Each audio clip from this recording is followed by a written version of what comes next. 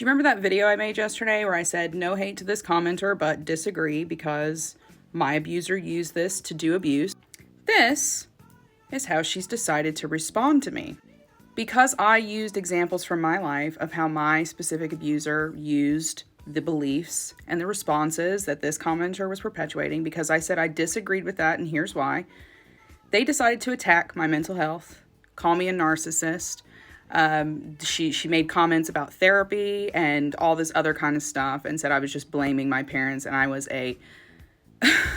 a result of today's counseling. Just a heads up, if you see someone else's story about their abuser, their parental abuser, and it evokes this kind of a response out of you where you decide to flip it and start calling that person their abuser and all this other horrible stuff, you need to sit with that. And you need to ask yourself, why are you so triggered about me talking about my abusive mother? Is it perhaps because you see your own behaviors in the behaviors of my mother?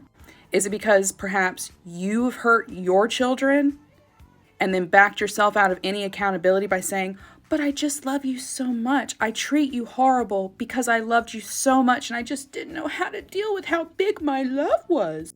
Or maybe you got triggered because you're scared that your children are going to wake up like me one day, or that all the other people in your life that you've hurt are going to wake up like me one day and understand that it wasn't okay and that it didn't come from love.